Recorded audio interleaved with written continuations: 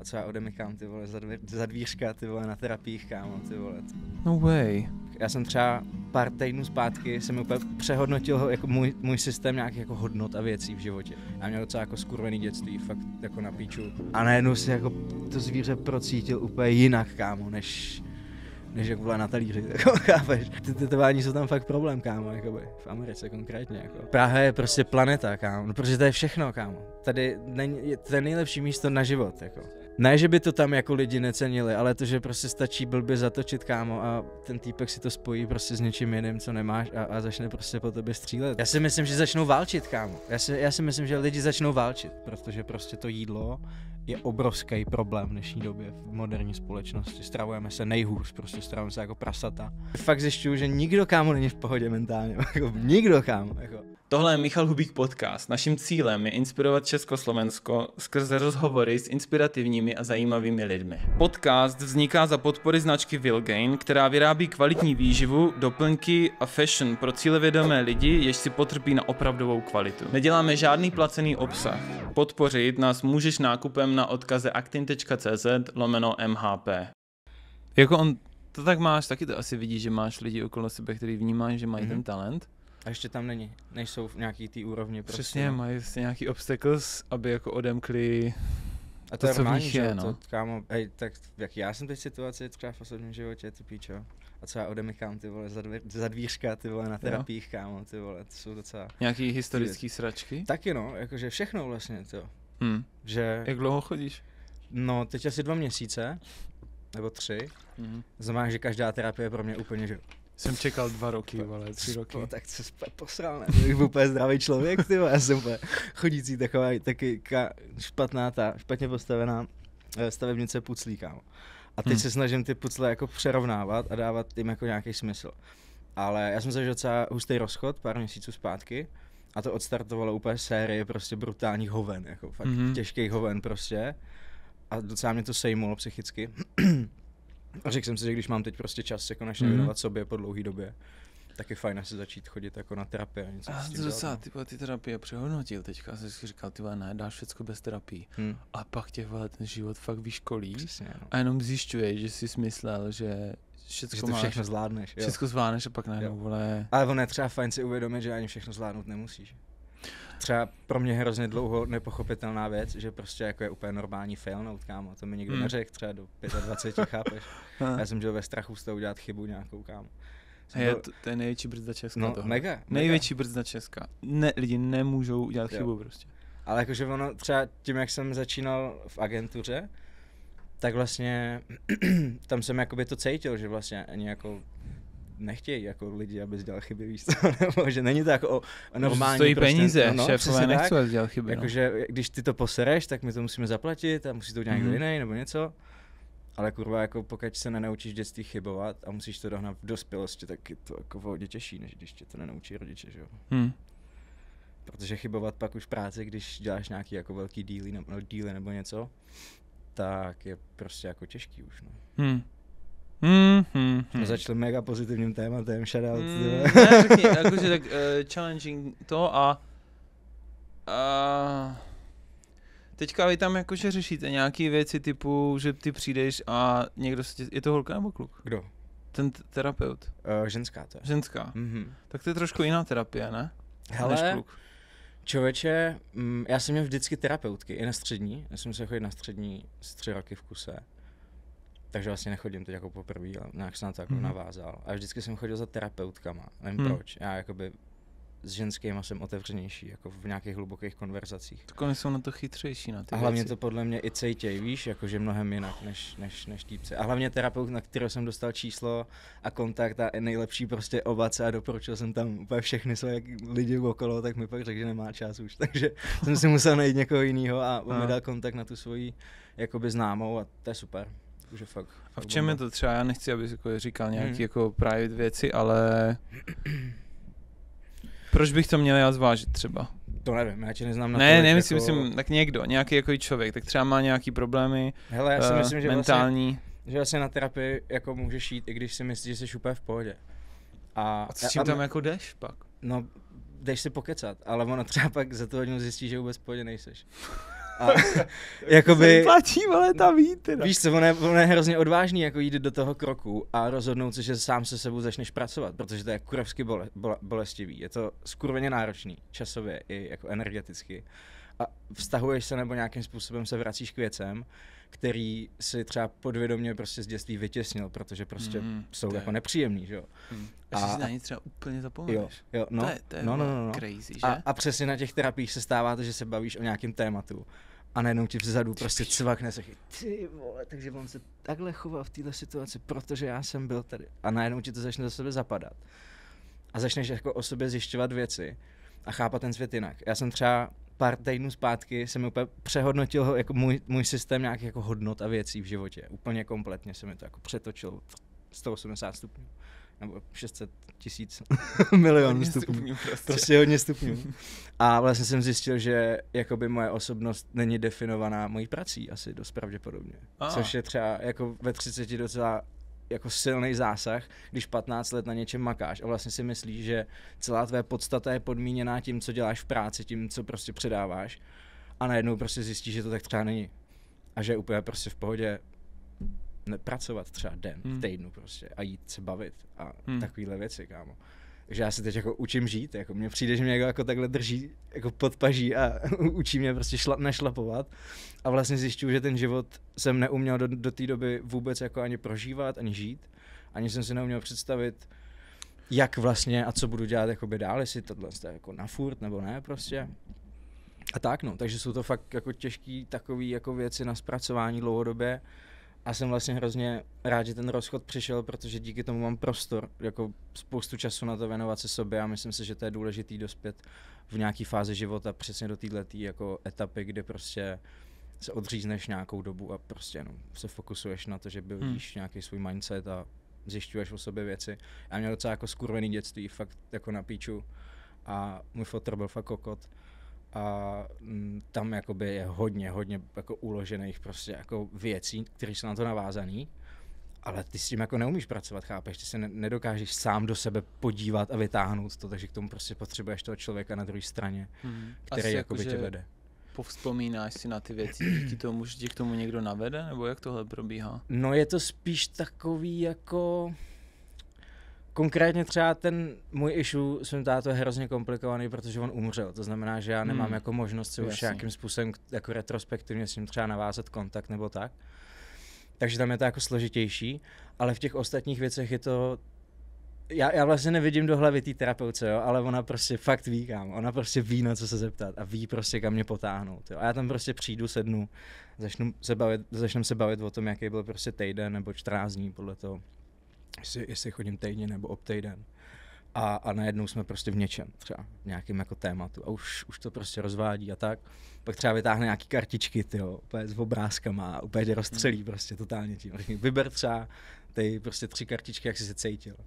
Ty je vybereš a najednou si dává všechno smysl dohromady, kámo. Úplně prostě fakt vesmírný, jakože mně přijde, že mě někdo vzal z jiný hry do jiný, kámo, že prostě z nějakého Fortniteu tebe mě hodili do Vovka, ne, no prostě musím jako zjišťovat, co se tady děje prostě a jaký jsou skills a co si můžeš a nemůžeš dovolovat. A tak. Myslíš, že to, že jsi byl jakože dlouhodobě definovaný tou prací a teďka třeba objevuješ, že nemusíš dělat nic a pořád jako máš nějakou, já nevím, hodnotu nebo tak, takže je to spojený s tím, že si třeba, nevím, jsi nepřipadal víš, jakože dost jako doceněnej. Good enough, třeba, mega, jo. aniž bys něco jako nedělal. Přitom si vem, že, nebo... Protože to je to externí ocenění nějaký, že jo, v podstatě jako hledáš. A to je zase napojený na spoustu jako témat z dětství a ze školy a já nevím z čeho všeho, že prostě nevím, třeba jsi nebyl dostatečně chválený, ty vole, od mámy, chápeš, znám spoustu lidí, který máma třeba neobjela, kámo. Ty vole, jakože to jsou takový bolavý základy prostě, Jak jako máma neobjela? No, že třeba prostě nemají vztah prostě s rodičema takový, že by se třeba objali s mámou, chápeš? Že to je jako třeba trapný, že tam je prostě blok tady v té věci třeba. Prostě že tam vůbec není ten vztah jakoby matka a syn a tadyhle ty věci. Což je crazy. Je to i mega, jo? To slova z toho člověka. Přesně jako. Tak. A jakože fakt zjišťuju, že nikdo, kámo, není v pohodě mentálně. Nikdo, kámo. Neexistuje podle mě zdravý normální člověk. Já mám takovou teorii, že úspěšní lidi jsou nejvíc mega, v píči. Jo, mega.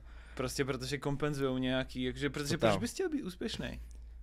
Proč vlastně, bys jinak chtěl ale být je to úspěšný? tak, ve chvíli, kdy jsi fakt spokojený v tom bodě, ve kterém seš a jsi spokojený sám se sebou, tak nepotřebuješ vůbec jako externí jako opodstatnění toho, že máš validitu v rámci téhle společnosti a v rámci tohle světa. A vůbec to, že máš nějakou hodnotu, je něco třeba, co pro mě před rokem bylo úplně jako unreal téma, víš, co se o tom jako bavit, jako jakou hodnotu, chápeš? A teď najednou zjišťuješ, že vlastně jako pokud chceš v tom životě se nějak jako posunout, tak jako jsou taky ty základy, ale ty vůbec nemáš, víš co, ty základy, protože tě jako nikdo nedal. A myslím si, že to má hrozně moc lidí takhle jako. Mám takovou averzi trochu k terapeutům, protože si myslím, že ty lidi jsou tak rozmrdaný obecně, že ten terapeut vždycky najde něco v tobě a pak to s tebou může řešit do nekonečna, protože ty mu za to prostě platíš. A oni mají tu moc. A já říkám, takový nejsou všichni, ale vím, že nějací takový jsou. Asi určitě. Já si myslím, že to je hodně, já mám silný gut feeling jakoby celkově na lidi, na věci prostě. A potřebuji jakoby s tím člověkem nějak jako souznít, musí tam být nějaká flow a musím z něj cítit nějaký pocity a věci. A pokud to tam není, tak bych do toho jakoby nešel. Jo. Ale... A kam to vede? Co myslíš? Kam vede tady to, jako, kde to má konec?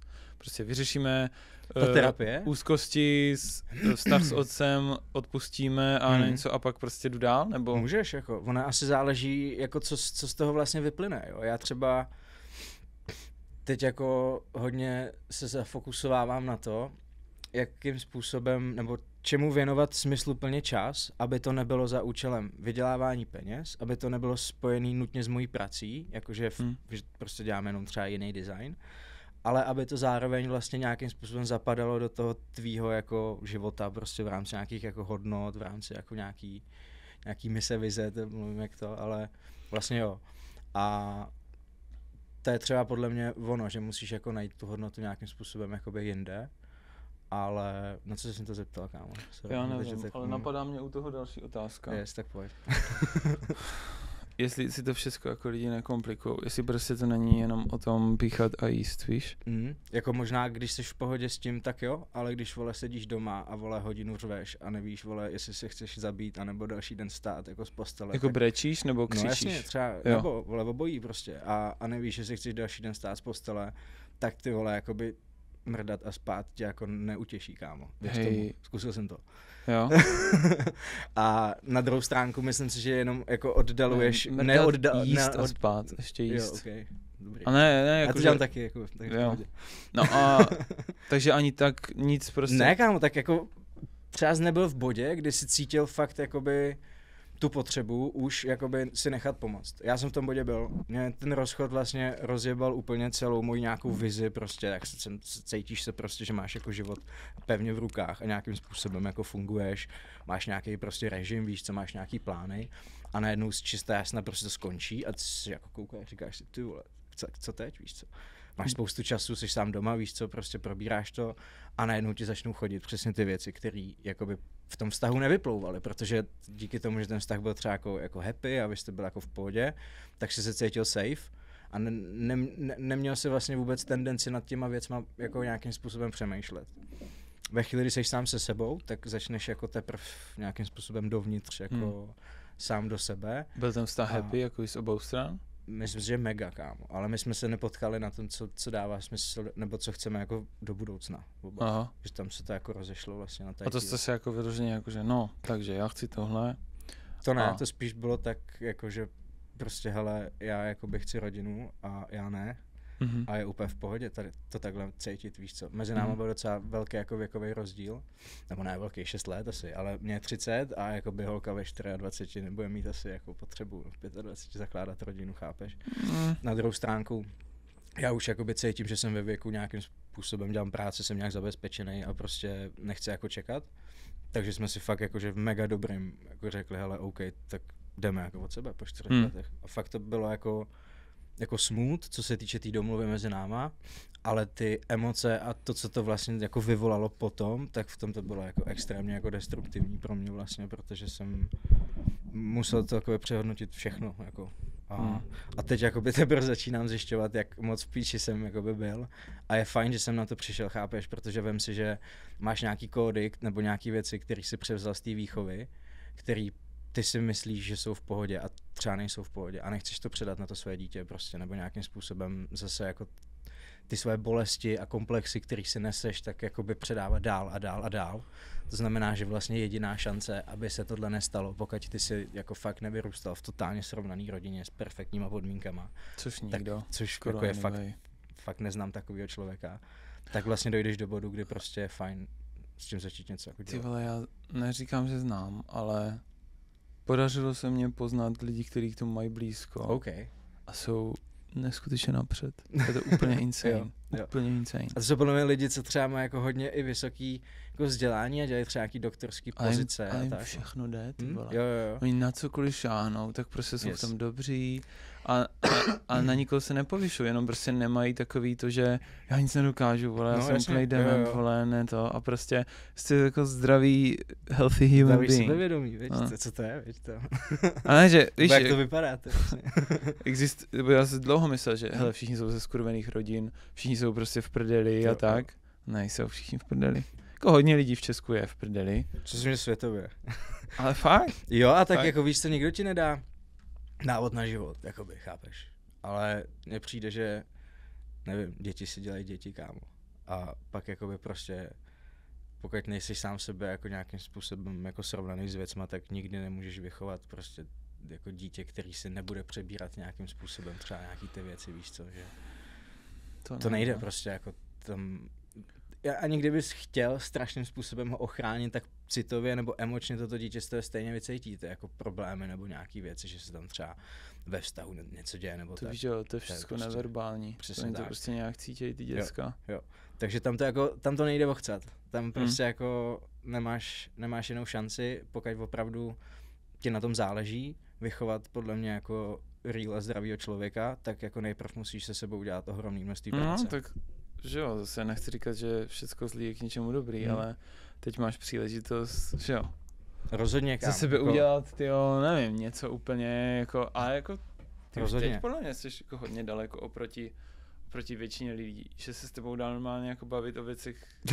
Super, kámo. Jako fakt, ne, tak jsi vnímavý člověk, ty máš i díky tomu umění a tak, a jak bys ho nebyl schopen dělat, že jo, ale jako málo s kým se můžeš tady jako bavit o nějakých jako věcech, takhle.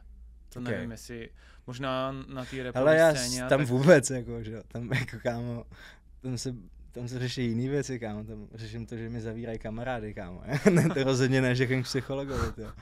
Ale jako je pravda, že já jsem si vytvořil i díky Jiskře vlastně nějakým způsobem takovou svoji prostě bublinku, kde mám velmi chápavý, velmi jako rozumní lidi, se kterými komunikuju na denní bázi. Vlastně si snažím nějakým způsobem tvořit ten vesmír takovej, jaký bych chtěl, aby jako byl. No. A ono se to nějak jako daří vlastně. Tím přitahuješ prostě ty lidi k sobě, ať už pracovně nebo mimo pracovně, to je jedno. Ale žiju prostě v nějaký bublince, kde vlastně můžu tyhle ty témata jakoby rozebírat se svýma blízkýma lidma.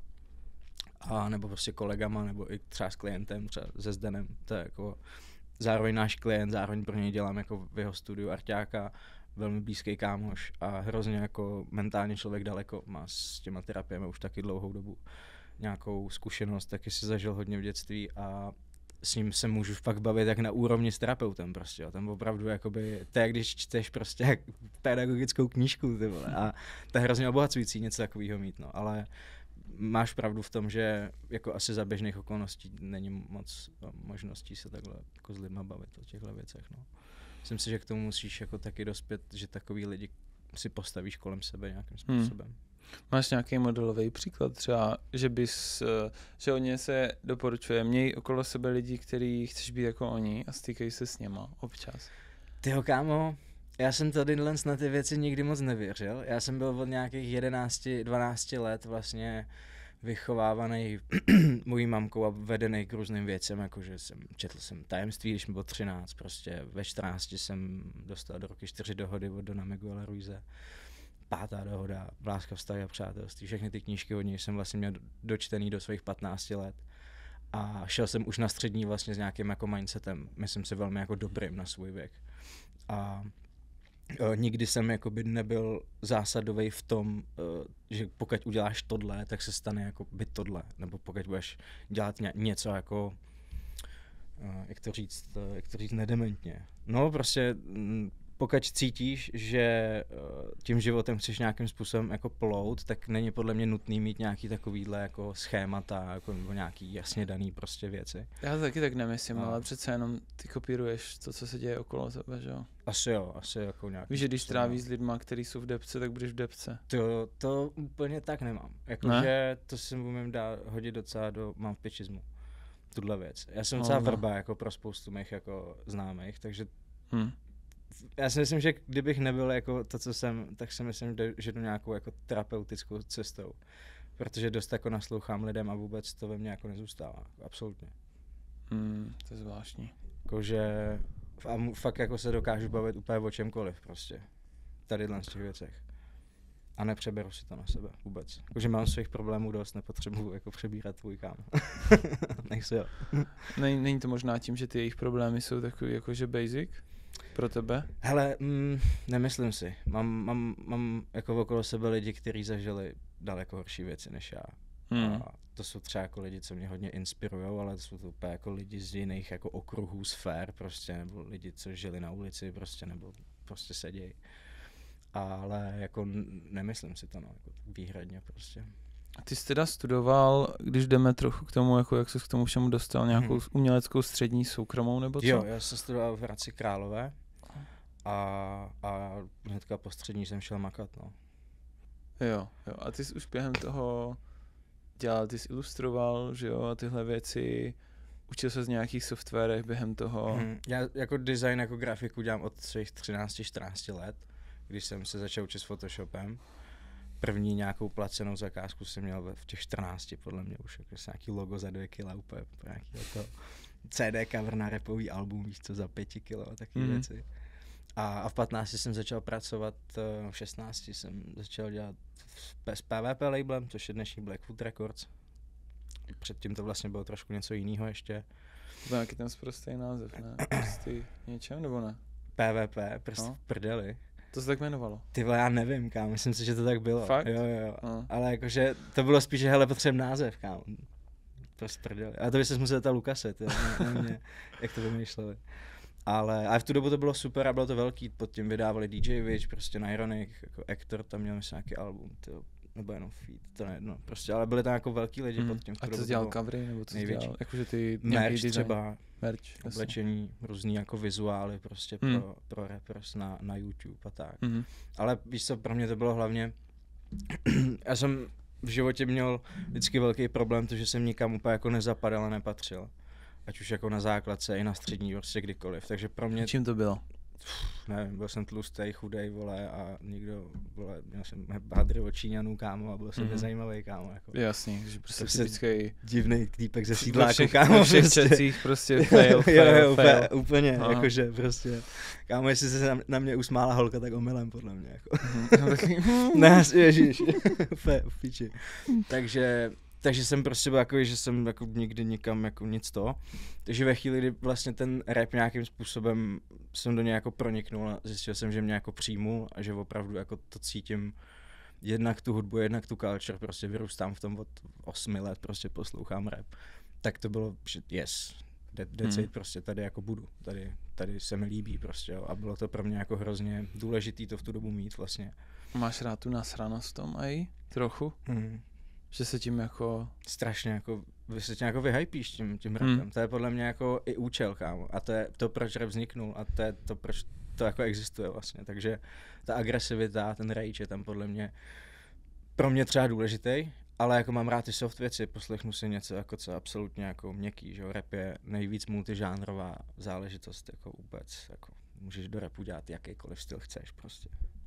To je jedno a může to fungovat, to zní dobře. Kdy byl ten bod, kdy ty jsi teda dělal nějaký tady tyhle věci v té rapové scéně a tak jakože kam ses, jak byla prostě ta tvoje kariéra, ale nemusíš do nějakého jako velkého detailu, ale a co tě hnalo vpřed? No asi jedna z těch důvodů bylo, že byl tlustej, chudej.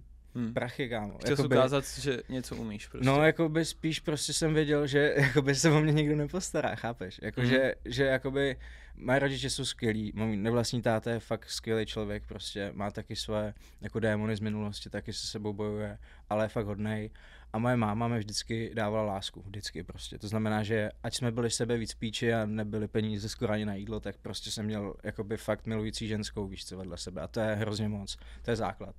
Ale jakoby to je to, co já si beru vlastně jakoby z toho, že z toho nějakým způsobem jako dětství, že jsem měl fakt tu mámu, která prostě za mnou stála. Ale jakoby nebyl jsem naučený na to, že dostanu vole stavebko prostě po škole, chápeš, a budu se moc nějak zařídit, nebo že mě prostě supportnou rodiče, nebo že když náhodou bych neměl na nájem, takže můžu napsat prostě, hele, nemůžete mi poslat 20, ty vole, prostě půjčit si. Toto neexistovalo, tato možnost, takže jakoby ty musíš vymyslet plán a musíš se zařídit tak, aby se jako, Dobrý. Sorry. Aby se jakoby nějakým způsobem mohl fungovat, že jo, takže já jsem už 6 týdnů před maturitou jsem měl podepsanou smlouvu ve Follow Bubble a hned prostě po maturitě den na to jsem se stěhoval do Prahy. To je agentura nějaká kreativní? Jo, to byla vlastně, za mě to je asi první a do dneška nejlepší contentová agentura u nás prostě. McDonald, Lexus, Škodovka, celý Pernod Ricard, T-Mobile, Saska. Všechny obří projekty, které jsi viděl na Socialu od těchto značek, jsou prostě od nich. Takže tam byl nějaký jako pud sebezáchovy v tom, že se o sebe musíš postarat a potřebuješ prostě práci? Jo, tak potřebuješ prostě se jak živit, jo. A já jsem byl hrozně ambiciozní, protože přesně jsem jako neměl nic, na mě nebylo nic zajímavého. A tak jsem si řekl, že to zajímavé, co na mě bude to, že já budu makat a nebudu chodit s falákama prostě dělat venek. A dělal jsem si tu grafiku, fakt jsem to jako lifroval prostě ve dne v noci, od rána do večera, prostě jsem v tom byl jako položený. A zkoušel jsem všechno, fakt všecko. Jo. Já jsem začal úplně na graffiti, to byl úplně můj začátek, to bylo těch 12-13, pak jsem se přesouval nějakým způsobem k Photoshopu, abych jako se naučil prostě ty věci hodit i do kompu. Začal jsem kreslit v počítači, pak někdy ve druháku jsem začal s webama a s apkama a to se vlastně jako pak už táhlo dál, na to se nabalovaly ty skills, včetně jako animací, focení a tak. Já jsem si fakt měl možnost projít skoro každým tím jako kreativním odvětvím a to si myslím, že je hrozně důležitý, pokud chceš být art director, jako obecně. Já jsem potkal samý neúplně ideální arťáky ve své kariéře, jako nade mnou, co pracovali a myslím si, že je to hrozně jako podceňovaná pozice. Že jako spousta těch arťáků prostě nemá dostatečný skill na to, aby si představili nebo vymysleli animaci, napsali storyboard a vysvětlili to tomu člověku, nebo v tom 3Dčku třeba předali nějakou jako informaci, message, co chceš s tím materiálem udělat, jak to chceš nasvítit. To strašně moc lidí jako neumí, že to je vlastně o té komunikaci. A myslím si, že spoustu těch věcí v rámci těch jednotlivých kategorií nezjistíš, pokud si tím jakoby neprojdeš. A neříkám nutně do nějaký jako profesionální jako úrovně, a vůbec netvrdím, že v těch věcech jsem profíkám vůbec, ale měl jsem nějakou prostě potřebu, třeba, že jsem si potřeboval něco vyfotit. To znamená, že jsem se naučil fotit. Potřeboval jsem něco rozhýbat, rozanimovat. Naučil jsem se rozhýbat to a rozanimovat. A takhle jsem prostě fungoval ve chvíli, kdy prostě přišlo něco třeba v tom projektu, i co jsem cítil, že by ten projekt posunulo, ale nebyl na to budget, aby si zaplatil prostě vlastního animátora, aby ti to rozhýbal, tak jsem to chtěl prostě zkusit sám, aby to jako bylo o to lepší. A díky tomu vlastně pak ale víš, jak fungují ty procesy v těch programech, víš co, a v těch jednotlivých odvětví a můžeš prostě jako mnohem líp komunikovat s těma kreativcema. A to si myslím, že je jako jedna z hlavních věcí, co mě nějak jako odlišuje od ostatních. Ne? Ty umíš anglicky, ne? Docela? Jo, co v pohodě. Já jsem dělal v Exodusu. Já. Proč žiješ tady? Miluju to tady, kámo. Já miluju Prahu, kámo. Jakože co na ní? Já jsem se tu narodil a prostě miluju to tady. Fakt, jakože... Jo. Praha je prostě planeta, kámo. No, protože to je všechno, kámo. Tady to je nejlepší místo na život. Jinde ještě? Byl jsem na spoustě místech. Snažím se teď hodně cestovat. Ne, nežil jsem nikde jako dlouhodobě, ale miluju prostě jako to místo. No. Je tady bezpečno, je tady levno a já mám americký peníze, to znamená, že kdekoliv jinde na světě v lepším místě bych byl průměrně placený designer. A ty ještě děláš v Exodusu? Nedělám, ale díky jako nějakým vazbám a kontaktům máme zahraniční prostě zakázky, jako nějaký věci a prostě proč jakoby si ten život jako stěžovat vlastně po této stránce. Samozřejmě můžeš něco jako novýho zažít a vůbec neříkám, že v životě bych třeba nechtěl zkusit někde jako půl roku, rok žít, to jako je už to určitě experience. Ale myslím si, že prostě jako moje místo je v Praze, kámo. Jako. Tak, pojďme ještě dál teda. tam The Mac, že jo, tam jo, dělal ta kariéra identitu. Vlastně. No, jako abych se vrátil zpátky, tak na té střední tam prostě jsem hned nastoupil do toho bablu, tam jsem byl necelý 3 roky.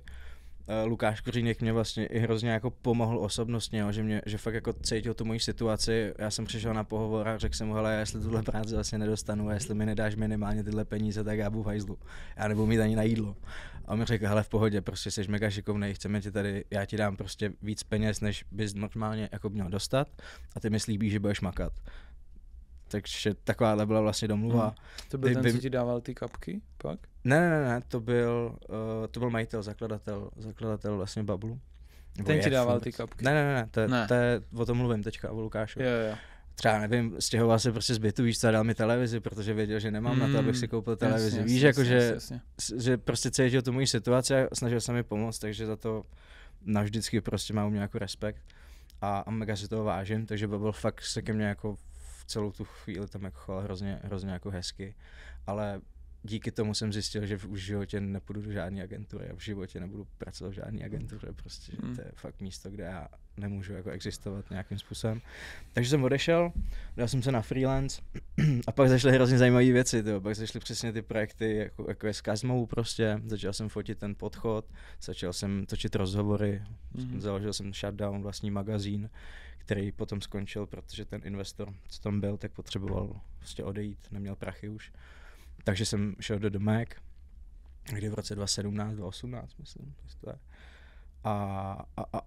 No a já jsem celou dobu jako freelancoval hlavně, jo, že jsem jako nepracoval nikde pod nikým, to až 2021 nebo 2022 přišla vlastně nabídka do toho Exodusu a to byl můj splněný sen, protože kámo, jako pracovat v americkém, to už nebyl startup, to už byla prostě firma, takže pracovat prostě fakt jako v americkém produktu je pro designéra hrozně velká a cenná zkušenost a přesně se stalo to, co jsem si myslel, že se stalo, kámo. Po 3 měsících jsem dostal šanci prostě tam udělat nový logo, protože můj obrovský sen bylo tomu Exodusu jako předělat i logo, když jsem tam nastupoval, protože jsem se už viděl v těch brandech.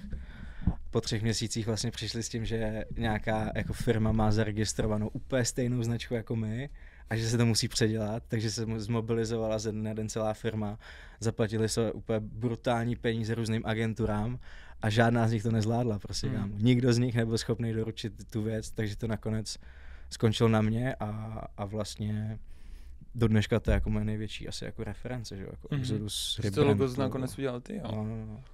Ty vole. Vyhrál jsem to v tendru v podstatě.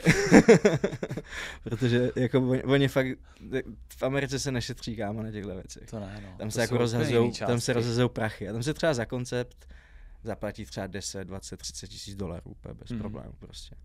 A najmulo se hrozně jako moc, myslím, že až 10 subjektů prostě, kteří se o to logo snažili, kámo, a nikdo prostě, ani hovno, ani vzdáleně prostě. Takže, no. ale tak ono to i dává smysl, protože zrovna ty majitelé jsou podle mě hodně specifický v Exodusu. Nikdo z nich není Američan, my jsme myslím Balkánci nějak jako rozhozený. A mají jako v těch věcech silný myšlenky.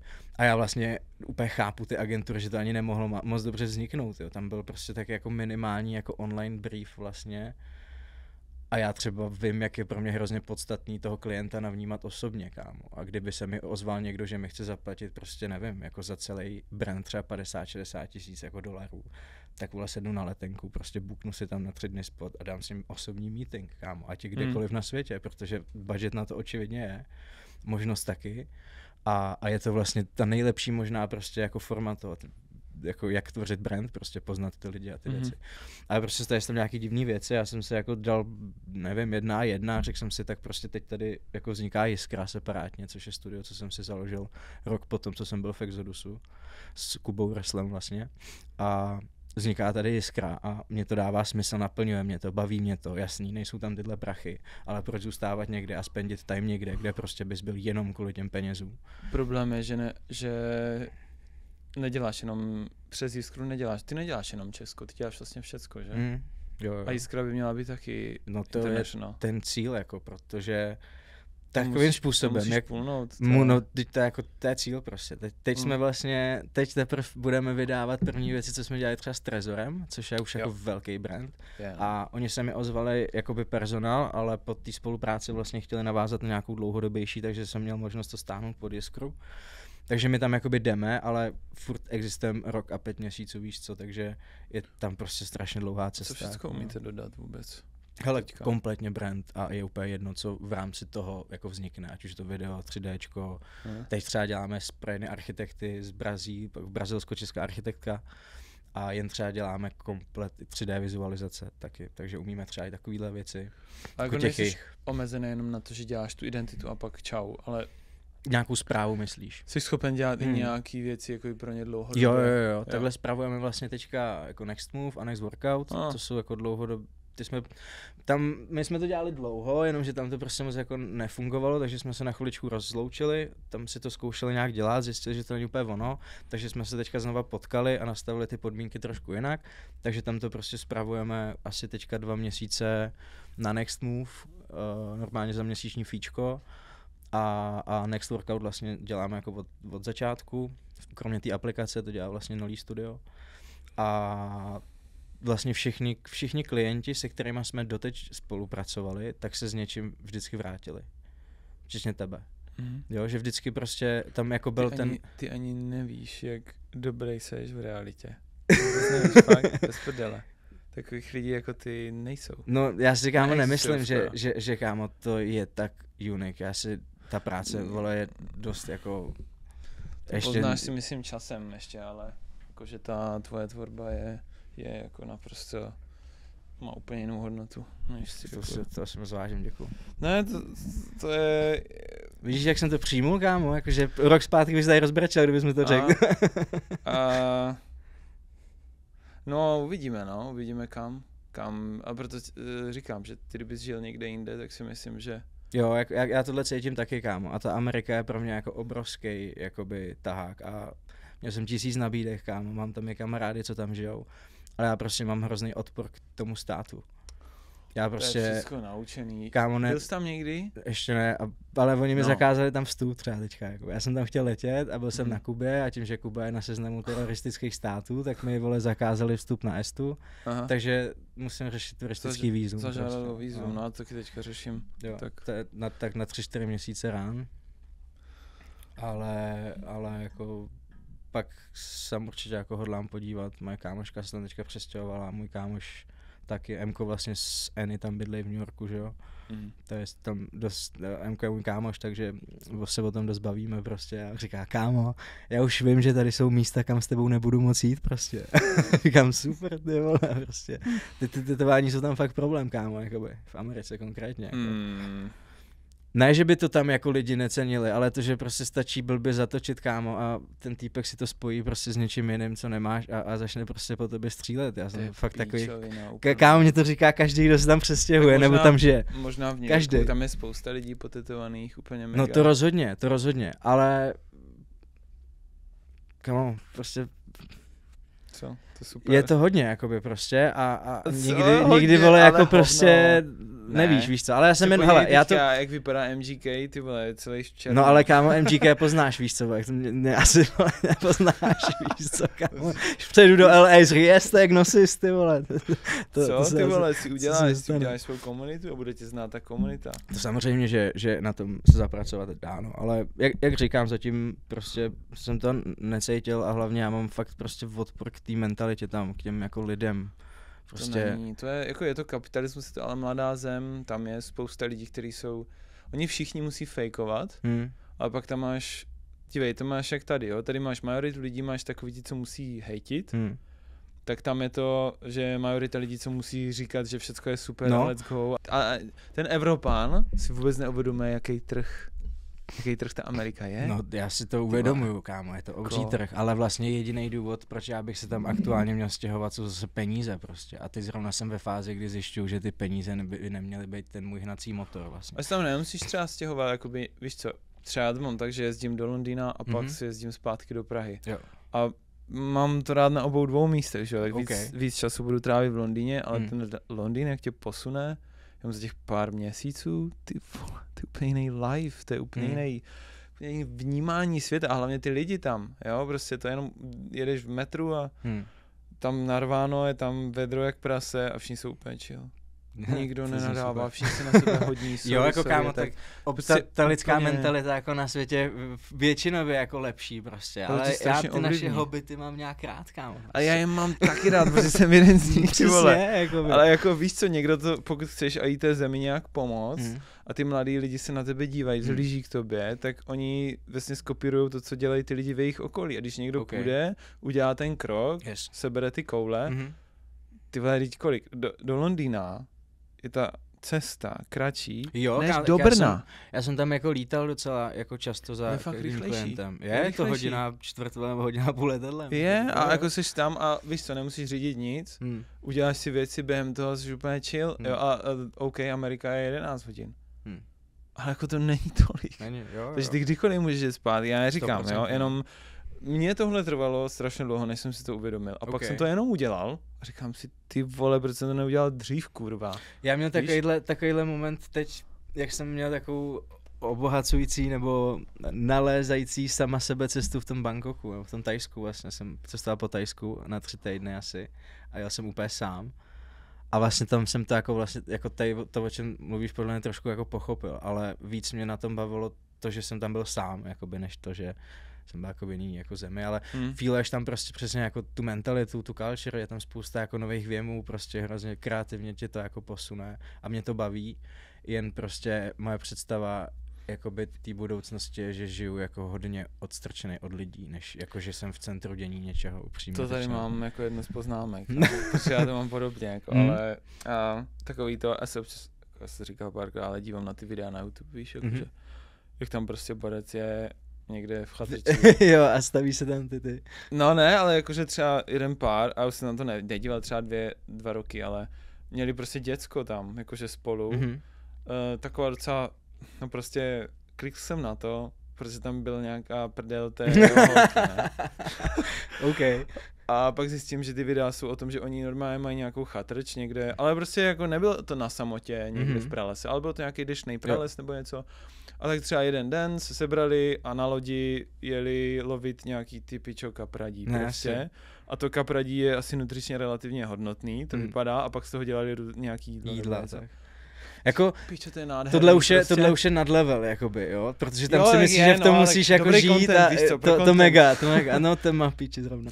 Ale jakože co se týče tady těch věcí, tak mě baví mít nějaký jako standard, neříkám luxus, ale standard, už jsem se jakoby prostě rozmazl, když vím, že prostě bych byl schopný zase klidně usnout na lavičce, je mi to jedno, ale nechci prostě pod určitý standard, ale chci pryč z dění, jakoby, chci jakoby být odstrčený od té jako masivní prostě společnosti v tom centru prostě a tak. Znamená, že teď jako cítím, že furt Praha je pro mě mega relevantní, furt tady miluju prostě všecko a tak. A chci si tady nechat být, prostě koupit a mít ho tady a vždycky mít možnost se do té Prahy vrátit, ale prostě jako žít v budoucnu spíš jako někde, nevím, na Šumavě, kámo, to bude happy, jak se na Šumavě, jo, zrovna.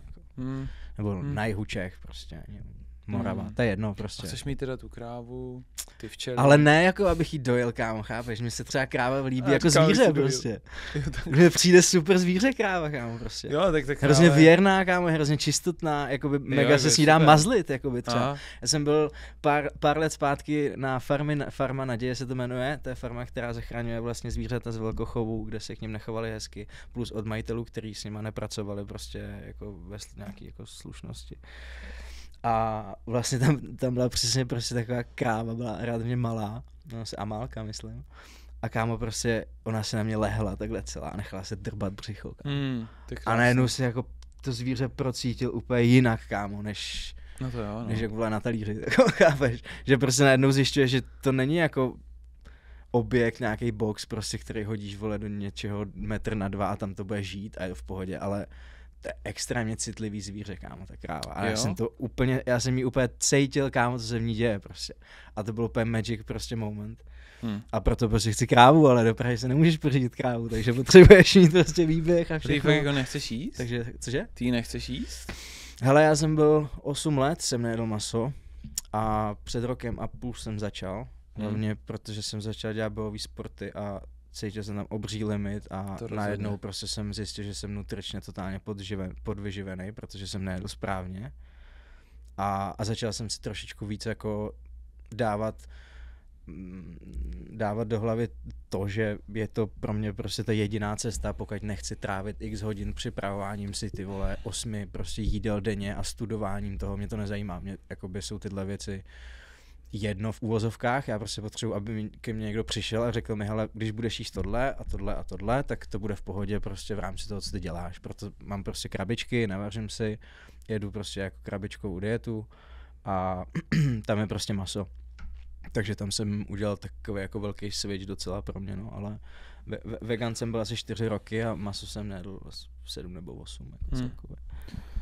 Jako u těch holek si říkám, že to ještě nějak možná může jít, ale u těch chlapů je to... Hele, my tam třeba máme veganský, nebo u nás v gymu, tak je trenér, jmenuje se Hádík, a on je kompletně vegan a má kámo formu jako svině a je skvělý boxer, prostě jako skvělý trenér. Ale musíš kurva tomu věnovat. Přesně tak, hrozně moc energie. Perfektní suplementace a prostě, já ti nevím, já si myslím, hodně, no. Že ty krávy jako, jo, oni jako nechcou, aby si jim uříct tu hlavu, že jo, ale prostě to je jeden z důvodů, proč ty krávy existují, že jo. Ale tak ono jich nemusí existovat, vole, 500 miliard, kámo. Můžou existovat v menším počtu a žít. Přesně, protože to je biznis. Ale jako já si myslím, že když se o tu krávu staráš a pak ji prostě sníš, tak jo, hele, jsou prostě jako i ty etičtější přístupy prostě, já věřím přesně jako místům, jako je naše maso třeba, že k tomu je prostě ten respekt, o kterém jako mluví.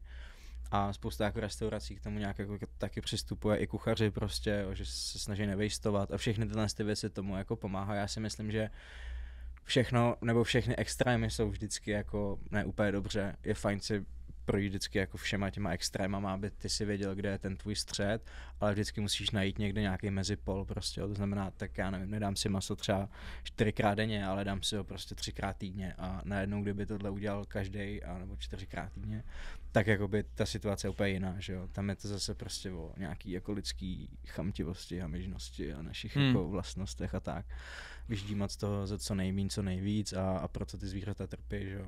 Taky spousta lidí, kterých ním ten vztah vůbec nemá. Jako. Jo, no, to je, co ty a peníze a takový ty, to je takový zajímavý. Myslím, že máme ten vztah trochu, ne, možná trochu podobně, že máme rádi peníze, peníze jsou fajn věc, holky mají rádi peníze, musíš je mít, abys měl holky. Nebo nemusíš, pokud jsi v Africe nebo v Tajsku, ale... Tajsku mají rádi hodně peníze. Jo? Tam mají rádi hodně peníze, kámo. Tak tam ty holky... Za cokoliv, ale nejenom holky. Jako.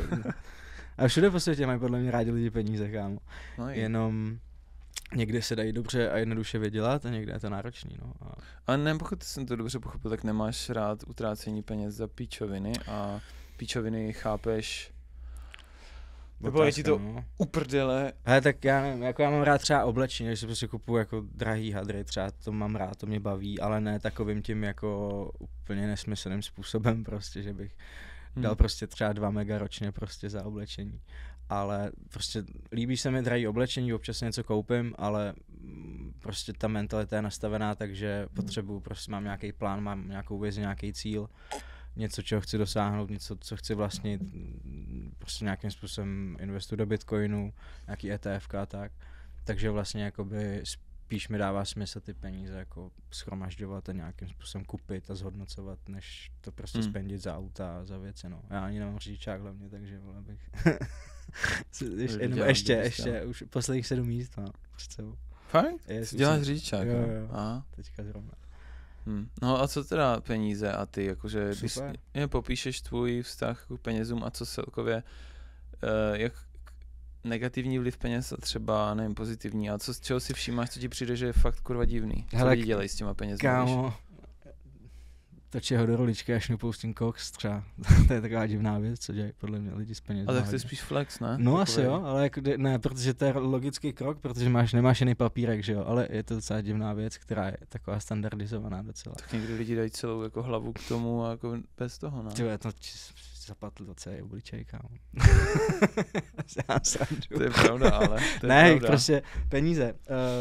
No, potřebuješ je. Nemůžeš se na nich uletět. Jasný, to jo. Je to prostě potřeba, jsou to možnosti ale já jsem měl třeba to ohromný štěstí, že jsem nepotřeboval vydělat prostě nějaký jako brutální obnos a zasvětit celý svůj život tomu, abych prostě vydělal jako 100 miliony a zjistil, že to je hovnu prostě. Mám okolo sebe dost lidí, kteří prostě vydělali fakt velký peníze, třeba i v dost nízkém věku a absolutně to nemělo vliv na to, jak se jako cítěj, nebo na to, jestli jsou nebo nejsou v životě happy. Takže myslím si, že jsem měl fakt štěstí, že jsem se nepotřeboval tímhletím a nepotřebuji si tím projít. To znamená, že já jsem dělal svoji práci za 5 000 měsíčně, ale dělal jsem svoji práci třeba za 350 měsíčně. A je mi to úplně jedno, kolik mi za to kdo zaplatí v tu chvíli, protože prostě já to jako miluju tu věc, kámo. To, co dělám, fakt miluju. Já tu práci fakt, kámo, miluju. 15 let jsem nemiloval nic víc, než prostě to, co dělám. A pokud prostě přijde za mnou klient, který má vizi, je to prostě slušný člověk a řekne mi, že prostě nemá 200 pade na brand, ale má třeba 100 pade kilo, ale potřebuje věci za 200 pade, tak já mu je udělám, protože vím, že to je prostě člověk, do kterého chci ten čas investovat a mě to kurva baví, víš co, a rád si udělám novou referenci prostě a zároveň s tím člověkem máš úplně jiný vztah. To znamená, že pro mě to není o tom, že bych se dal jenom jako koupit. Já jsem odmítl jako obří nabídky, prostě fakt pro kretény, prostě dostával jsem nabídky třeba i na nějaký jako politický kampaně a věci, kde byly fakt dobrý peníze, kámo. A kolik třeba? Třeba 1 000 000 plus prostě jako věci to byly. Což je fajn, za měsíc práce prostě vydělat si 1 000 000 třeba, víš co. Takže prostě, ale otázka zase, tyhle jsou hrozně dementní v tom, že třeba mě ten Exodus strašným způsobem teďka rozhodil jako daně.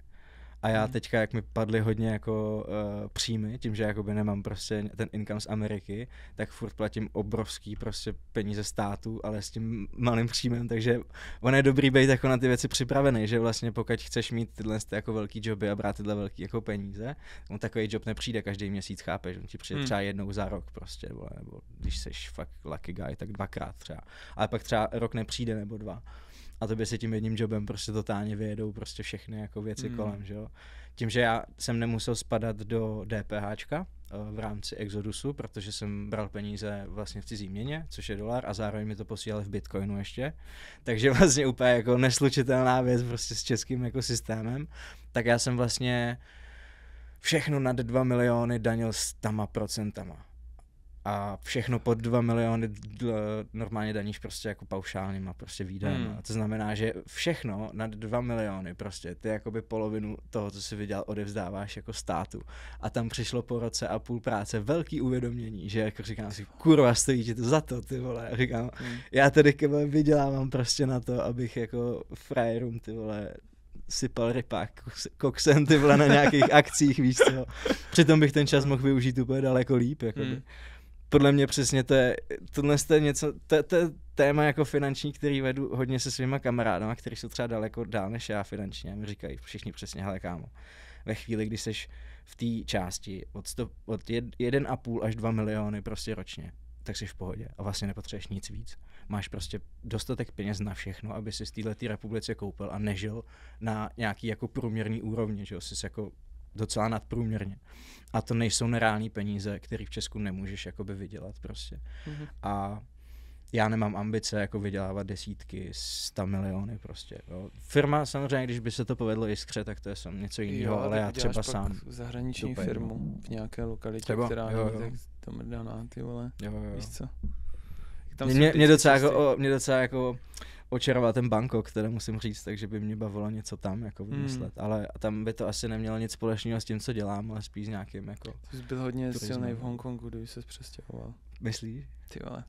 Tam jakože ten evropský styl designový je hrozně ceněný a hrozně dobře placený. To vůbec nevím, to.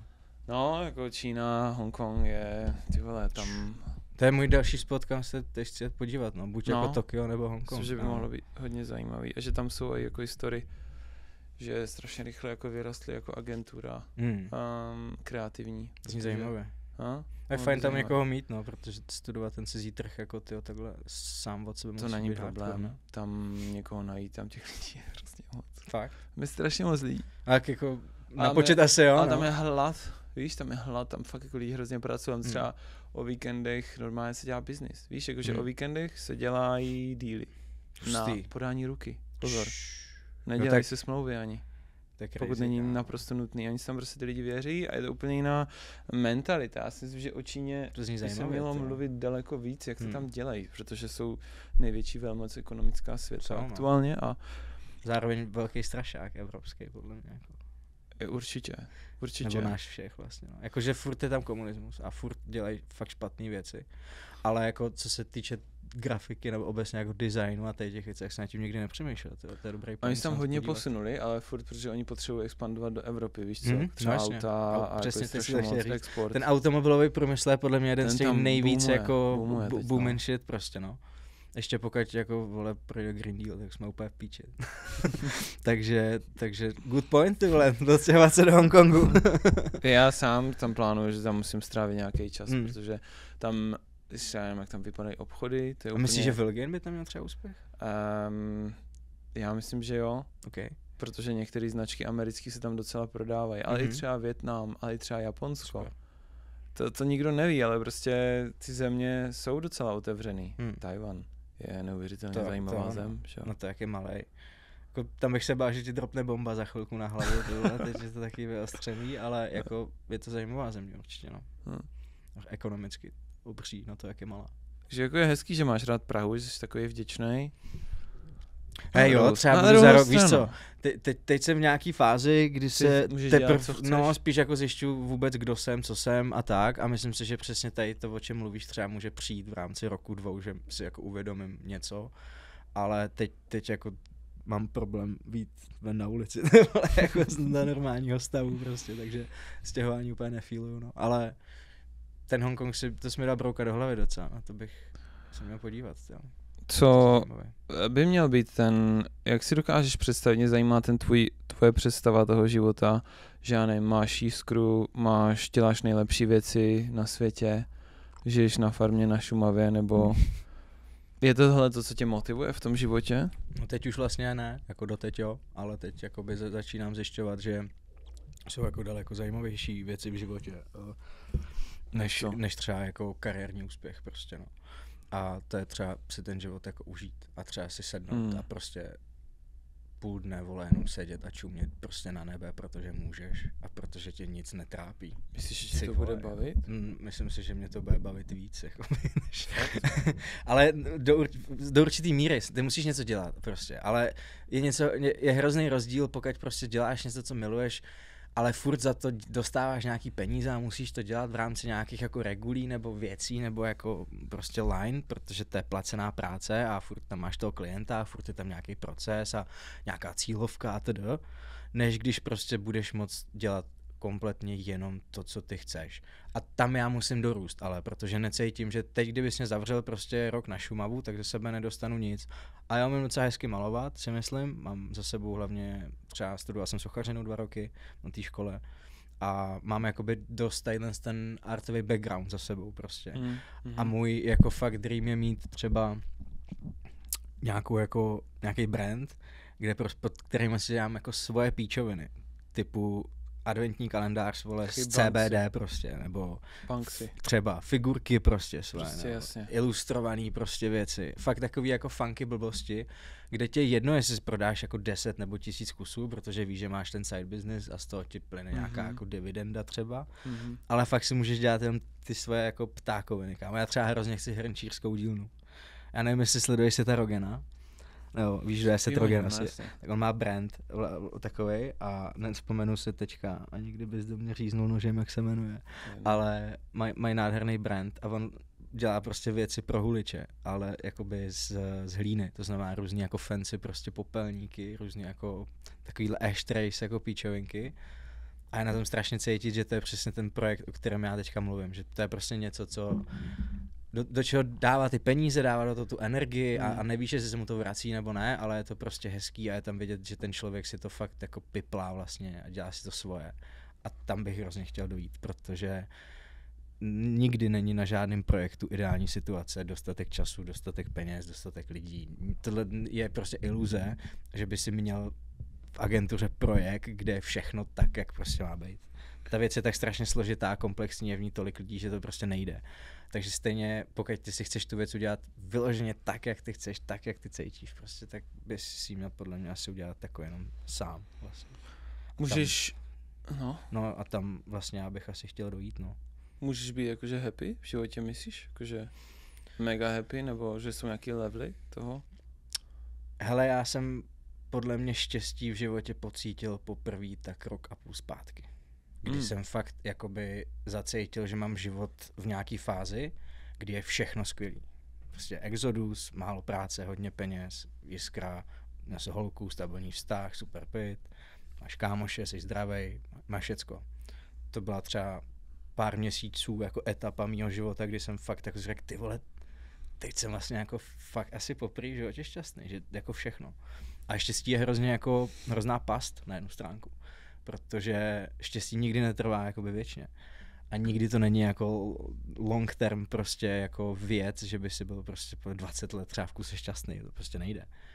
A to bych asi ani nechtěl, protože si myslím, že bych se jako člověk vůbec neposunul. Myslím si, že ten život je o těch ups and downs a ty si stejně, i když prostě jako prožíváš největší bolest, tak by si měl v ideálním případě to v té hlavě nastavit tak, že to je pro tebe stejně ve finále pozitivní zkušenost. Takže to štěstí hledat i v těch jakoby bolavých věcech ti pak zaručí to, že možná budeš šťastný v životě jako dlouhodobě, ale to je zase nějaký bizarní trošičku jakoby. Takže vlastně nevím, jako mám momenty, kdy se cítím šťastný a vlastně mám všechno, co bych v životě chtěl. Teoreticky, kromě rodiny asi, a nějakýho jako stabilního, nebo rodiny to prostě. Je řešitelný. Ale jako není to o tom, že bych konstantně cítil prostě štěstí. Jako. A jsi přemýšlel nad tím, že jsem teďka nedávno slyšel různý jako názory nebo zkušenosti lidí, co jsou, víš, třeba mezi těma hodně jako slavnýma lidma a jak oni se baví, ne? Tak ty jejich orgies a tak. Jsi úplně prostě v levelu, kdy prostě tě nebaví nic normálního. Přesně, a je vlastně jako zajímavý. To je určitě. Že jestli to jako není, že jsem neskurvil tady ten mikrofon, ale že svůj, když to dobrý, to můžeme si ho přihazovat teďka dokonce. A jestli to není jako přirozený, že s jídlem roste chuť, víš, že jo. jsi nějaký DJ, prostě synkuješ songy a jako hraješ a tak. A ty holky jako s tebou chtějí strašně píchat a všecko. A si říkáš, no tak dobře, a prostě víš co, pak já nevím, jsi na lodi, pícháš tam a orgie a prostě víš co, jsi úplně napumpovaný tím vším, takovýma těma pocitama. Říkám, A je otázka jako, co ti tohle jako dá, nebo vlastně kam... Víš, jako jestli to není o tom, že jenom ždímeš prostě nějakým způsobem ty endorfiny. Chováš se jak zvíře. Přesně tak, ale ty jakoby by si měl v ideálním případě ty pocity, který zažíváš při prostě orgiích, ty vole na lodi v 10 lidech, být schopný si navodit sám ve svý přítomnosti. Třeba se to nevylučuje, víš co? Hele, asi třeba ne, ale ono ve chvíli, kdy se sebou začneš pracovat a začneš podle mě jakoby vnímat všechny ty svoje jako emoční roviny, tak zjistíš, že to nepotřebuješ, že to stejně jak s tou prací a s těma penězma. Jo, prostě... ale takže něco v tom životě dělat musíš, než skapeš. To určitě. Tak si říkám, víš, že jako proč ne, ale třeba... Asi jo, jakože já nemám tu potřebu mít jako orgie na lodi. No, že asi ani by to úplně zatím teďka jako nefungovalo. Že? To, ale vlastně... Ale když si řekněme, že třeba za 5 let budeš v takové fázi, já nevím, nebudeš možná, ale třeba budeš, já nevím, slavný artist a budou s tebou chtít strávit čas různí artisti a teďka různí lidi a budete chtít jako good time a tak proč vymýšlet různý pičoviny. Asi jo. Ale jako proč ne, víš? Jakože jako podle mě to měl soudit jako negativně nějak. Ty jsi to jako ale postavil hodně na tom jako sexu, která je strašně specifická věc oproti všemu ostatnímu. A ono to všechno tak k tomu nějak jako přirozeně to se nemyslím. Ústí. Ne, neříkám, že nutně musí, ale je to taková, jak někdo teďka zmiňoval, že máš vývar ze zeleniny, máš vývar z masa. Yes. Vývar ze zeleniny je dobrý, a ten vývar z masa je tělo těch pokrmů. Já si myslím, že ten sex je tělo toho jako života. Samozřejmě, že bez něho můžeš být monk a já nevím co, ale pořád pak si myslím, že může existovat něco jako ten sex má taky jako hodně úrovní, že jo, a podobně. Takže prostě je to nějaký skill a můžeš se v něm zlepšovat dosáhneš nějakého jako ultimátního, já nevím. Sexuální nirvány, ty vole. Ale jak třeba? No ale jako třeba, pokud tu potřebu máš, tak za ní běž a naplňuj ji. Pokud jsi člověk, který myslím, tohle to vnímá, podle mě. Málo kdo ví, že nějaký takovýhle věci třeba jdou a podobně, anebo se lidi hodně jakoby, nevím, nechtějí to řešit, přijdou si, že to je tabu. Okay. Podle mě lidi historicky mrdali furt. Nejvíc, že jo, jako. Jo, teďka akorát všichni ty vole. Starý Řím, ty vole, to bylo jako. A já si myslím, že to máme v sobě, víš, tady to, akorát lidi se brzdějí hrozně, lidi se jako brzdí, zbytečně. Já si myslím, že my jsme přijmuli vlastně takovej ten pakt té rodiny, že jsme přijmuli vlastně to jako tu monogam, ne, ano, že jo, ano, monogamní vztahy. Že jsme to jako společnost přijmuli a vlastně teď si to asi jako tím pádem automaticky odpíráme, ale já tu potřebu necítím, ale kdybych ji cítil, tak je mi úplně jedno, kdo si co o mě bude myslet a prostě budu dělat jako orgie na lodi, ale nemám tu potřebu prostě a vůbec bych nikoho za to nesoudil, myslím si, že každý má právo na to chtít v životě cokoliv a pokud prostě něco chceš jako dělat, tak běž a dělej to, kámo, protože o tom ten život podle mě je, pokud nechceš zabíjet lidi a omezovat svobodu někoho jiného nebo znásilňovat nebo cokoliv jiného, ale tak si dělej, co chceš. Jo, fakt, jakože úplně a nemyslím si, že je vhodný vůbec někoho za cokoliv soudit, víš co, tam lidská mysl je tak strašně složitá a já už z těch terapií vím, že 99,9% projevů prostě nějaký jako negativní emoce od jiného člověka vůči tobě je jenom prostě nějaká skrytá bolest nebo nějaký něco bolavého toho člověka. To znamená, že ano, já si to nenechám líbit, zastavím tě, ale chápu tě, že prostě pravděpodobně si s něčím procházel a já už jsem dostatečně daleko, abych to rozpoznal, takže ti dám jakoby ten prostor se jako posunout dál, ale myslím si, že každý prostě by si měl fakt jako dělat v životě, co chce, pokud tím neomezuje někoho jako dalšího. Jo a všechny tady ty, víš, ty lidi, který lidi třeba udělají nějaký průser, nějaký velký průser, něco jako fakt hnusného a teď lidi o nich řeknou, to je zmrt, ten člověk, víš, to je nějaká existence, ani bych se na něho nepodíval, ale ten člověk není daleko od tebe reálně. Tak, je to ty kdyby šel do historie, tak krásně jsi schopen odezřít přesně ty události, které udělali z toho úplně normálního dítěte, který je neporušený ničím, to monstrum, prostě. Který pak jde a já nevím, vystřílí půlku třídy. Určitě. A tak to je vlastně i o tom, že ta rodina, ta výchova, to odkud pocházíš, tě extrémně formuje prostě. A to kolektivní vina, že jsme dali za vznik něčemu takovému. Asi prostě. Jo. To je takový jakoby uvědomění, že pak se začneš dívat trochu jinak na ty lidi, co jsou vyvězení. Jo, přesně, jo. Co jsou, já nevím, tam a tam. Jakože jsou věci, které prostě bych třeba nedokázal člověku odpustit prostě.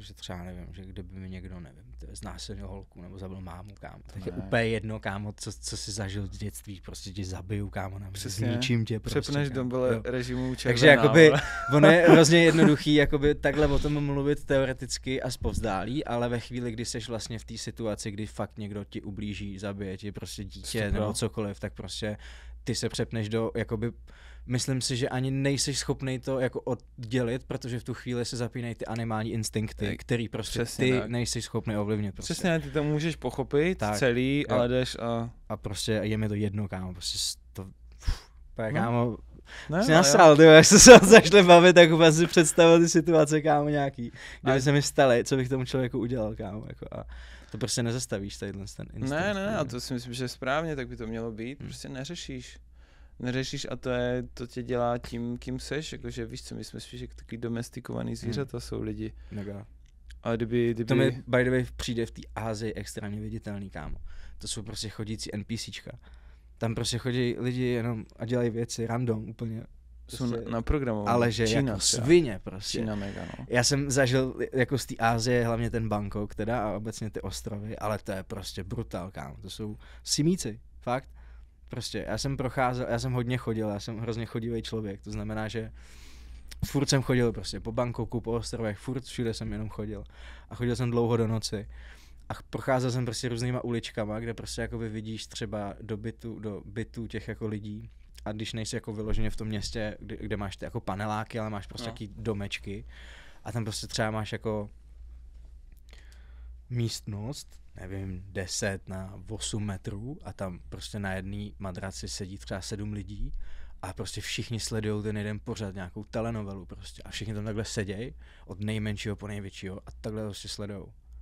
A nic jiného nedělají. A prostě takhle jich vedle sebe sedí 6 v malinkatém prostoru, prostě je absolutně viditelný, že ty lidi nemají vůbec peníze, nic, ale vlastně jsou jako, mají tam obří televizi prostě, jako třeba 2 metry širokou, ty vole, prostě a koukají tam na nějakou prostě pochcenou telenovelu.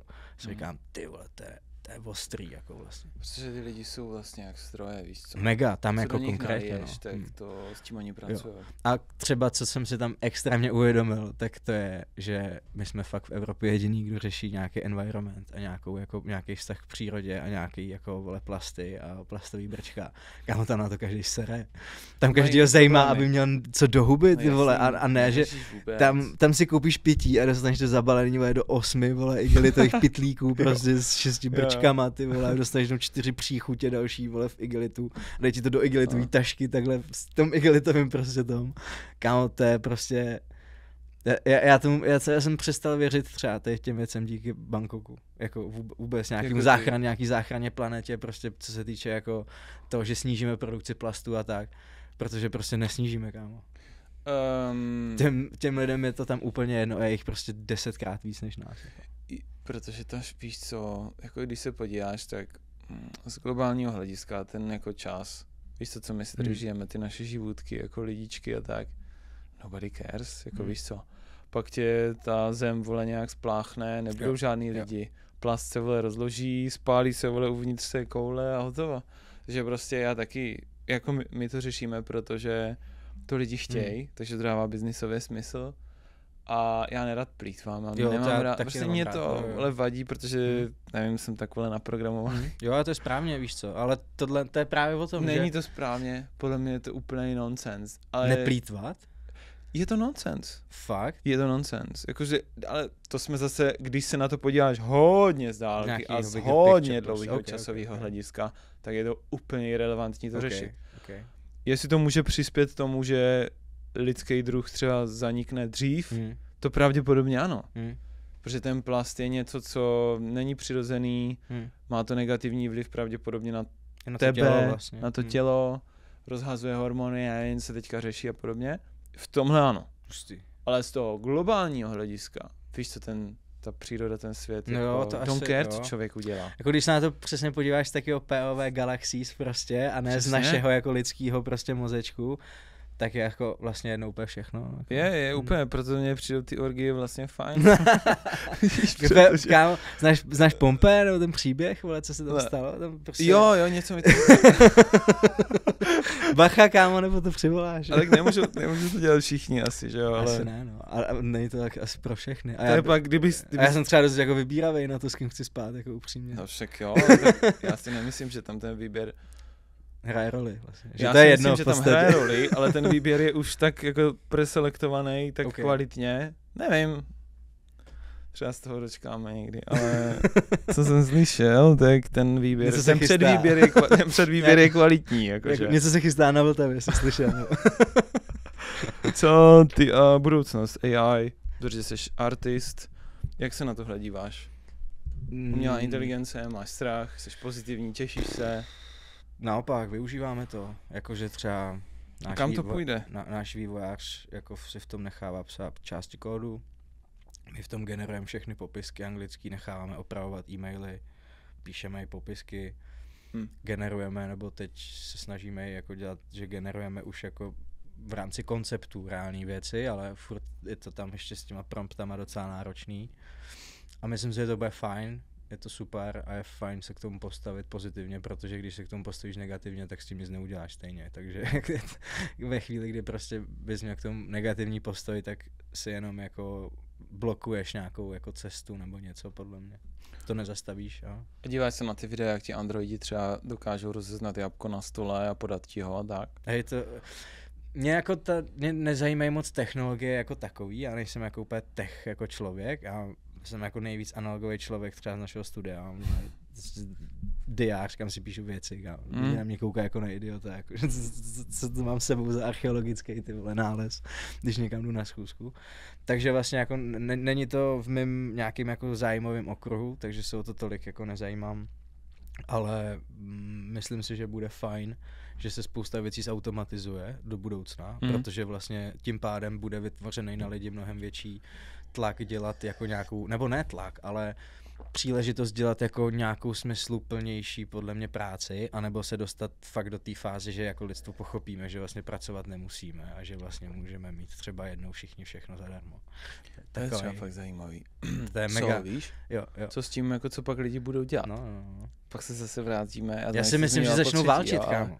Já si myslím, že lidi začnou válčit. Že to je pravděpodobně. Že prostě ve chvíli, kámo, vždycky v rámci nějakého jako blahobytu, tak si to skurvíme, protože prostě to je to, o čem ty jsi mluvil, o tom, že to furt stupňuješ vejš a vejš. Jo. A pak už tě prostě přestane bavit, jako to, že máš všechno zadarmo vlastně.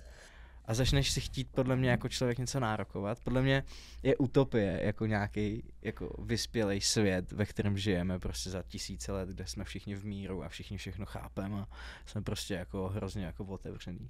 Myslím si, že my se jako vždycky jako nějakým způsobem zdemolujeme a posuneme se na začátek a takhle jako jedeme prostě. Já si myslím, že tohle vyberou holky, že vždycky jako, že to zatím půjdou ty holky, jako z těch kluků. Myslíš za tím mírem nebo za nějakou? Ne, zatím, co budou, podle čeho, jako female choice, že jo? Jo, okay.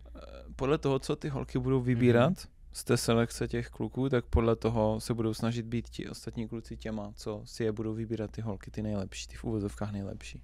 Ale... A ti, co budou dělat, tak podle toho to půjde dál. A jestli budou oni jako válčit, a ty holky půjdou po těch, co válčí, tak budou chtít lidi válčit. Že jako cítí, že vlastně... Tak to bylo, že jo, vždycky. Jako, Who runs the world? Ne, tak nevím, máš, holky milujou, jakože to, že když má kluk moc nad něčím, tak se cítí extremely safe. Ale tak ona je otázka, jestli třeba jako to taky není nějaký issue té holky a neměla by třeba navštívit psychologa. Víš, jakože to je problém, kámo, to, o čem ty mluvíš, podle mě. Jako chuť pomoci je fakt jako hrozně velký problém. Jestli to není, podle mě problém je ta nenasytnost tou mocí. No to asi. Protože jsme se o tom teďka někdy bavili. Jako nenasytnost celkově ve všem, jako. Rozhodně, že nemáš jako hranice toho. Že nemáš tu zdravou, že jo, teď jsem tam made it a jakoby stačí. Jo. A to máš třeba v přírodě, máš toho lva, vole, který mu tam stačí to jeho teritorium, ne? Asi. A pak on jako, on don't care, jako, že si tam je někdo vedle nějakého jeho teritorium.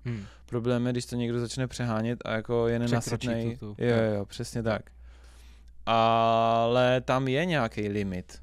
Víš co, nebo měl by tam být nějaký limit. Pokud tam někdo ten limit přestane vnímat, pak se stane ta válka. Nebo možná, já nevím. Ale většinou to tak bylo, že prostě víš co. No ale tak, kámo, otázka, víš co by se stalo, kdyby, nevím, Hitler byl vychovávaný jinak. Víš, jakože to je vždycky se dostaneš k tomu, že to je prostě jenom o tom jednom člověku a jak vlastně... Strašná co si souhra těch lidí okolo. To prostě, to tak máš, podle mě jako celý ten svět je jako souhra pravděpodobností, ale někdy se to nakombí. Náhod. Pak se to nakombí a pak už se to rozjede a prostě už není jako cesty zpátky. No. Ale nemůžeš říct, jestli je něco dobrý nebo špatný. No a to je vlastně hrozně těžký, že? A tak jako to se už můžeme bavit i o věcech jako typu, vole, proč jsme tady, kámo, jako k čemu, co máš dělat, víš, jako no, že zabíháš jako do takových těch jako fakt hodně náročných jako témat k popsání, protože stejně to nikdo v dohledných době nevyřeší a nezjistí pravděpodobně, nikdy možná. A vlastně je to fajn podle mě k táboráku, když si dáš houbičky, ale vlastně reálně jakoby je zbytečný se o tom bavit, protože nic nezměníš a nic neposuneš a vlastně je to zbytečný mluvení v podstatě. Ale je možný, že je ve světě víc bolesti a víc utrpení, než by vůbec bylo jakkoliv potřeba. Ale já si myslím, že tady hraje hroznou roli ten balans. Já furt vnímám v životě to, že abych se mohl mít dobře, musel jsem se mít nejdřív špatně. Víš, že, a nemyslím to jen na té materiální úrovni, myslím to obecně, prostě ve chvíli, kdy máš nějaký down, tak prostě po něm následuje up. Jo. A když jsi jako někde na vrcholu a jsi na vrcholu, tak už nemůžeš dál, už jsi na vrcholu, to znamená, že můžeš jenom dolů. A to je podle mě jako vlastně celý ten koloběh jako a to jediný pravidlo, který vlastně si myslím, že z těch všech jako funguje.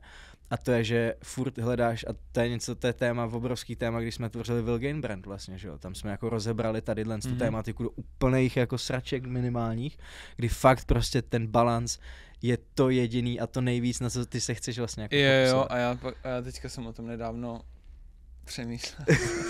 A řekl jsi, že byste to udělali jinak. Že to vlastně dává smysl. Jo? Fakt? Okay, jo, super, já jsem teďka přemýšlel, co je motivace lidí? Je to moc? Mm-hmm. Teď jak jsme měli offsite s týmem s managementem Vilgainu v Londýně, jsem po cestě, letadlem, jak jsem nebo ne, to bylo po cestě nějakým autobusem, ty vole, nebo metrem nebo něco. Jsem jel za tím týmem, ne, ale říkám do píči, vole, a co když je jako motivace pro lidi i nějaký mír, nějaký jakoby peace. Jo. A teď jsem si vzpomněl na tebe a říkám, ty vole, to je to, co Tomáš říkal, ten zasranej balans, vole. A teďka vidím to logo nasraný, to intenzivní, namotivovaný logo a si říkám, ty vole, ono by to ještě potřebovalo tu druhou stranu, víš? Ale to je to, že ty se cítíš takhle a teďka máš nějaký nastavení mysli, a si říkáš, co když jako peace? A ty hledáš, víš co, ono, podle mě jako firma nemusíš nutně jako obsahovat takhle jako obří a silnou jako myšlenku. To, co tam vlastně v rámci toho našeho loga je, ty jsi to vydupal a my jsme to vytvořili, ale je to tam a myslím si, že to, co tam je, tak je správně. Ten moment toho překvapení nebo ten moment toho, kdy získáváš jakoby tu moc k tomu něco udělat a všechny ty myšlenky jsou super, podle mě. Ale ta myšlenka toho balancu je něco, co spíš jako podle mě definuje ten typ biznisu, který vy děláte, protože prostě to jídlo je obrovský problém v dnešní době v moderní společnosti. Stravujeme se nejhůř, prostě stravujeme se jako prasata, reálně. A to, co děláte vy, je, že se snažíte do těch životů těch lidí vlastně vybalancovat ten sračkojní prostě přístup k té potravině nebo k té stravě a dáváte jim možnosti, jak toho dosáhnout. To znamená, proto pro mě tam byl ten balanc jako nad tím ještě trošičku. Ale je to vlastně jedno, protože ty produkty to dělají jako takový. Jo. A nějaká revize tam pravděpodobně proběhne časem, ale... V pořádku. Ale já si myslím, že víš co, že ty potřebuješ vlastně obě dvě ty části. Vždycky kámo. Ale potřebuješ je chápat. Jo. Prostě podle mě ten výraz nějaký něčeho je důležitý, protože to tomu člověku fakt jakoby předá. A já vím, že to strašně funguje.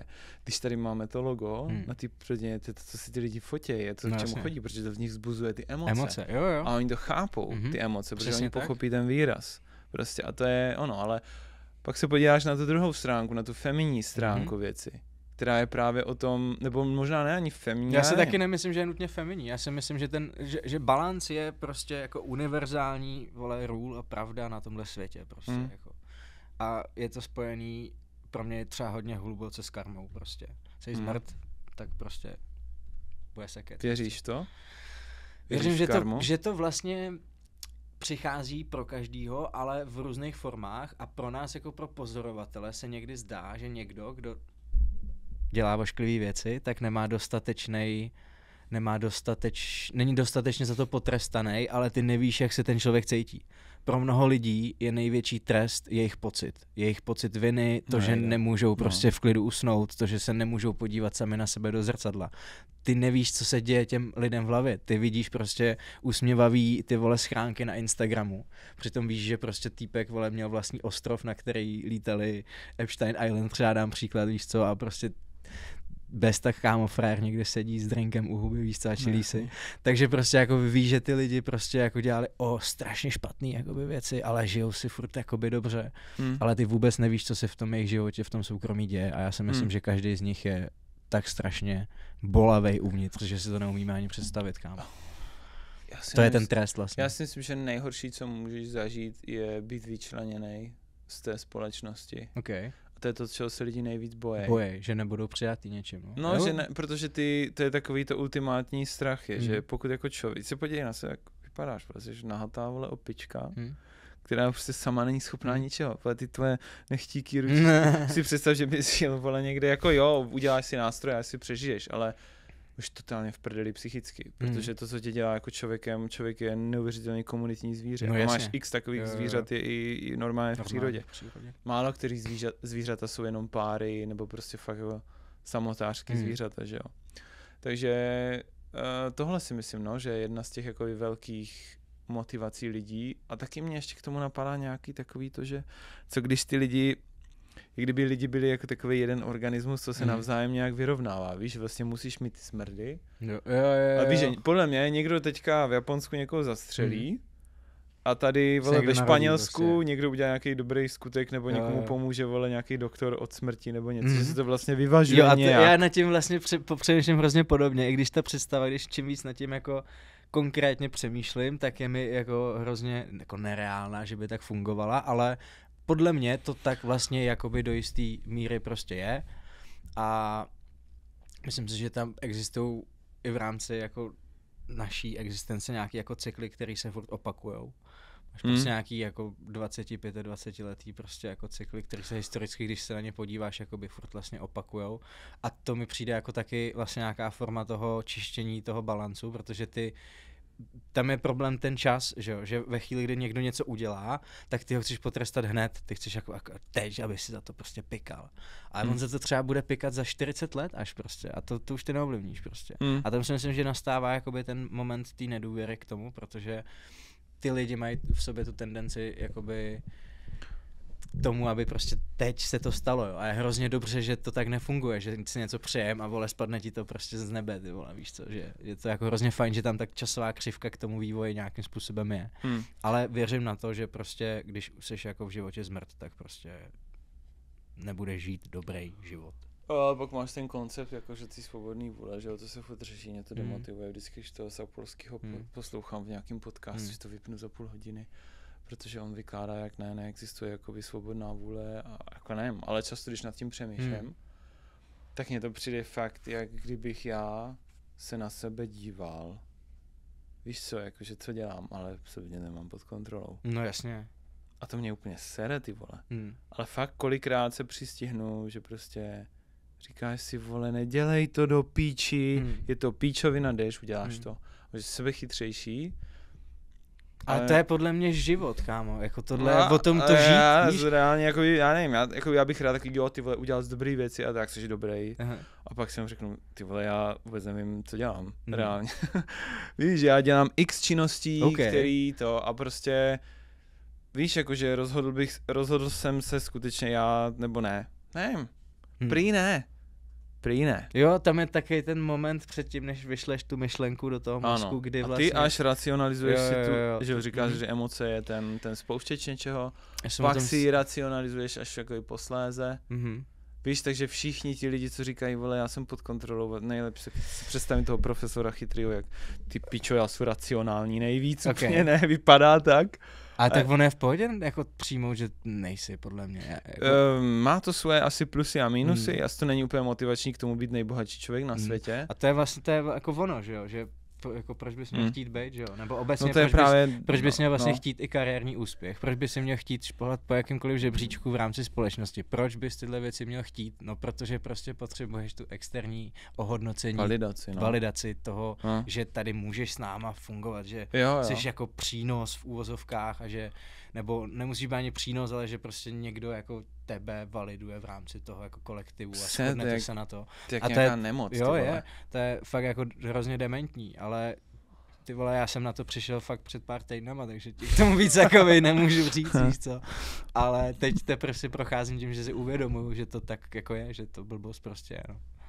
Poslední otázka, kdybys měl pozornost celého, nevím, světa, nebo ty vole Česka, nebo Prahy, jo? Tak třeba jenom Prahy omezit, ať není takový tlak. Co si myslíš, že je důležitý, už jsme asi otevřeli některé ty téma, ale co by si lidi mohli třeba víc uvědomit, nebo kdyby tě poslouchali, tak co bys jim řekl? Je to, já nevím, mějte se rádi, nebo ty vole, whatever. Cokoliv tě napadne. Co jako není úplně standardní. Chápu tě, no. Kam míříš? Těžký, co? Hodně těžký. A přemýšlím, mám jednu už v hlavě, ale přijde mi, že vymyslím ještě líp, dejme chvilku. To se střídáte, když máme čas. Děcka, tyjo, nechtějí nic. Spát a tak. Ty vole, asi běžte na terapii. No way.